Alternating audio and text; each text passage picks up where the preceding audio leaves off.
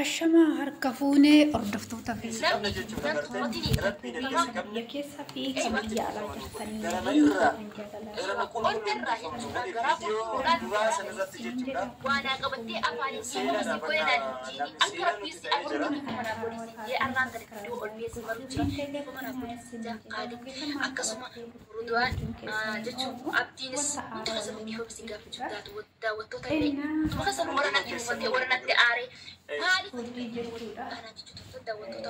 Bina jechuudha rabbii jecha rabbii jecha dhiifama nu godha rabbiin isin qabne jechuudha gara qulqulluu nama godha badii keenya walumaa galatti haran ati baate irra hin bahu qasin tuqu amma booda an isin tuqu jeenitin akkuma isaan naan jedhan nu yoonati nu tuyiti akkamsi goona akka feetan goota ni yoona sitti deebee jeenitin akkasti jechuu gona isanii jirni alhamdulillah nama tokko ba'ee lubbuu kiyya na baasadha.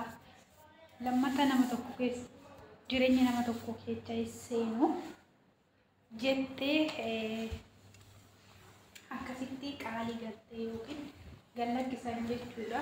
Lammata waan akkanaatu hin hojjedhu dhiifama naaf godhaadha jettee qaalitti akkasitti lammata jireenya kiyya keessa seentee ana jireenya kiyya na boorossitee lubbuu teessasi baasa jedheeni akkasitti hurjii gallakkisanii turani. Hurjiin gallakkifamtee mana ofii geesse hoo maal dubbatte? Waan akkasiisan dubbatte moo dhiifama lammatatti deebi'u jette moo maal dubbatte?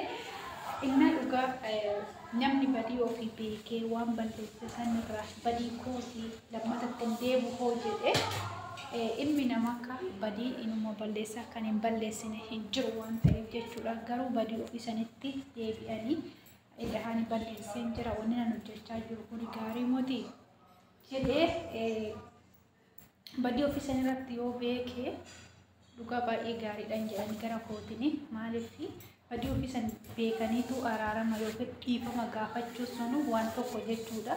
Hurjiin garuu badii guddaa hojjette badii guddaa jechuudha. Haadha manaatii fi abbaa manaa addaan dhiibdee obboleewwan lama wal nyaachiste kan waliin duraa waliin nyaatanii waliin dhuganii akka obboleewwan itti wallaala hunda wal nyaachiste wal ficcisiiste amma ofumaafuu gara lubbuu ishiitti dabarraanii amma gara lubbuu kiyyaatti dhufanii mootii kan jettu ol baatee uummata Oromootis akkasuma obboleewwan ofii kan waan hin taane gazzabaa jettee miitisan jechuudha. Dhiifama gaafattee jirti jechuudha. Maaliif namni balleessine hin jiru waan ta'eef jechuudha. Ishinis badii ofirratti beektee ol baatee kaalchi fa'aas akkasuma warra duraan itti balleessite hundumaa jechuudha. Dhiifama anasinitti balleessee jira jecha namaatti akkana godheef yookiin immoo namatu akkana godhee dhiifama naaf godhaadha jettee dhiifama gaafattee jirti jechuudha. Innaan dhugaa as keessatti immoo jechuudha dhiifama rabbii jedhaati jettee jirti ishiinis jechuudha. Yoo yaadattan jechuudha bakka dhiifama kanatti jechuudha micciirra miidiyaa kanarratti as ba'ee jechuudha. Duniyaa fi abdiidhaan abbaa manaa duniyaan jechuudha dhiifama naaf godhaa rabbii jedhee rabbiif jedhaati dhiifama naaf godhaa jedhee ni jira jechuudha. Illee gisee tura tokko inna rabbiif jedhaati dhiifama naaf godhaa jedhanii waarratanii rabbi yaamanii waarratanii rabbi sangatanii waan jedha sangatanii hoo itti deebi'anii waan akkasisan yoo hojjetanii dhugaa waan gaarii mootiin jedhan gara kootini isin immoo maal jettan amma micciiree gaafa duraa duniyaadha rabbii jedhiitu akkuma urjiin jette kana jechuudha. Dhugaa waa'ee urjii irratti isheen rabbii jedhaati dhiifama naaf godhaa nana yaadatte waan kana jechuudha. Inna rabbii jedhaatu dhiifama naaf godhaa nammata waan akkanaatti walitti obboleewwanii fi obboleewwan taane waliin jiraannaa duniyaa fi abdii jedhee milkii kan akkasitti dhiifama gaafatee garuu amma immoo abbaa manaa duniyaa fuudhee ukkaamsee irra jira jechuudha micciirri.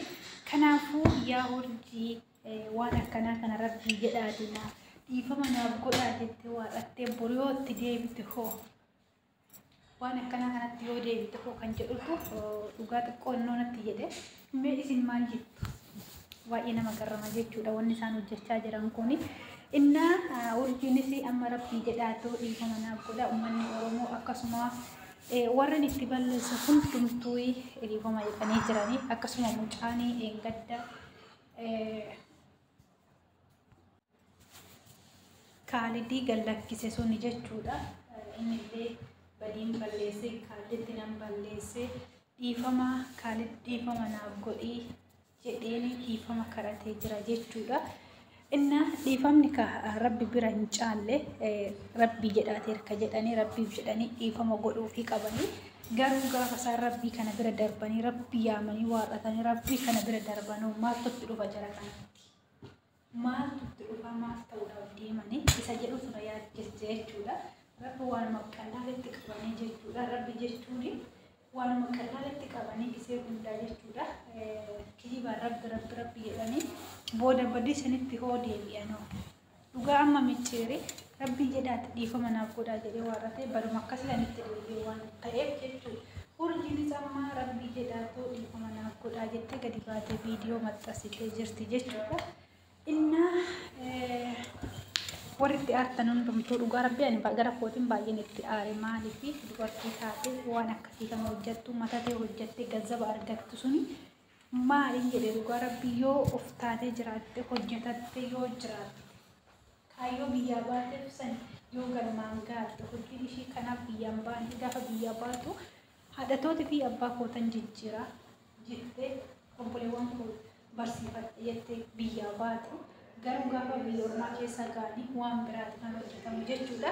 Kanaafuu kanuma hundaa badii ofii hundumaa ofirratti beektee urjiin dhiifama gaafachuun ishii baay'ee natti tole jechuudha.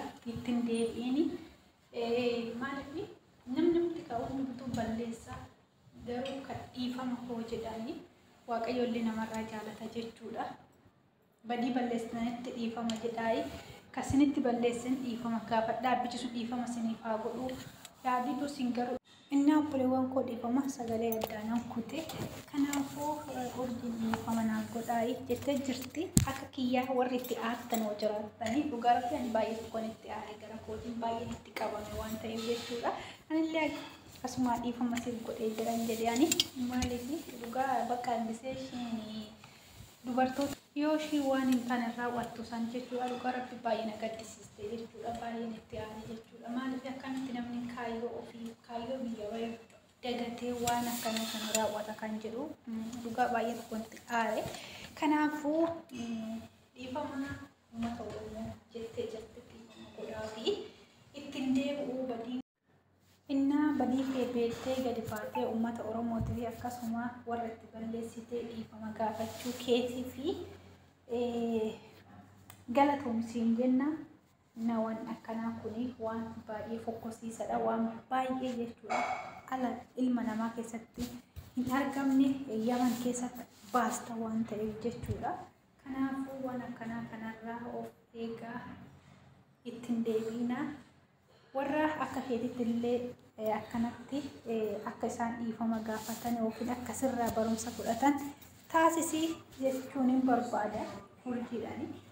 Inna akkasii hordoftoota fi kabajamtoota kiyya waan wajjin turtaniif galatoomaa. Viidiyoo kana laayik sheer gochuu hin dagatinaa isiniin jedha. Viidiyoo kana keessatti waan balleessuuf hoo jiraate koomentiidhaanii mukeetaa bakka kanatti balleessitee naan jechuu dandeessanii isiniin jedha. Nagaa fayyanaaf ta'a turtii gaarii.